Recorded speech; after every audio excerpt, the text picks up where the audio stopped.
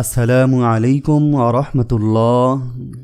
5টি লক্ষণ যা বোঝায় আল্লাহ আপনার সাথে কথা বলতে চান। আল্লাহ যখন বান্দার সাথে কথা বলতে চান তখন তা সরাসরি কথোপকথনের মাধ্যমে নয়, বরং বিভিন্ন মাধ্যম এবং লক্ষণের মাধ্যমে ইঙ্গিত করেন।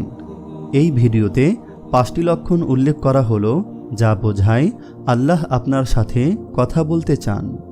তা হলো, নম্বর 1, আপনার অন্তরে আল্লাহর স্মরণ জাগ্রত হওয়া। আপনি যদি দেখেন হঠাৎ করে আপনার অন্তরে আল্লাহকে স্মরণ করার প্রবল আকাঙ্ক্ষা জাগছে, ইবাদতের প্রতি মনোযোগ বাড়ছে বা পাপ থেকে ফিরে আসার তৌফিক অনুভব করছেন, তাহলে বুঝতে হবে এটি আল্লাহর দিক থেকে একটি ইঙ্গিত।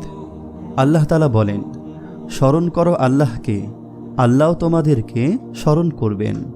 সূরা বাকারা আয়াত 152। নম্বর 2, কোরআন বা হাদিসের মাধ্যমে আপনার প্রশ্নের উত্তর পাওয়া। যখন আপনি একটি বিশেষ বিষয় নিয়ে চিন্তিত থাকেন এবং কোরআন পড়তে গিয়ে বা হাদিসের মাধ্যমে সরাসরি সেই বিষয়ের উত্তর পেয়ে যান, এটি আল্লাহর সাথে আপনার কথোপকথনের একটি মাধ্যম হতে পারে। নম্বর 3, আপনার দোয়াগুলো স্পষ্টভাবে কবুল হওয়া।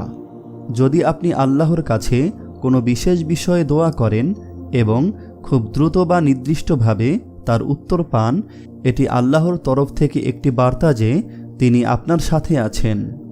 আল্লাহ তাআলা বলেন, আমার বান্দারা যখন আমার ব্যাপারে তোমার কাছে প্রশ্ন করে, আমি তো কাছেই আছি। যারা আল্লাহর কাছে প্রার্থনা করে আমি তাদের প্রার্থনায় সাড়া দেই। সূরা বাকারা আয়াত 196।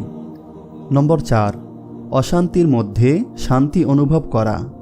কঠিন পরিস্থিতিতেও যদি আপনার অন্তরে এক ধরনের প্রশান্তি বা স্থিরতা থাকে, তাহলে বুঝতে হবে এটি আল্লাহর রহমত। তিনি হয়তো আপনাকে বলতে চাইছেন, আমার উপর ভরসা করো।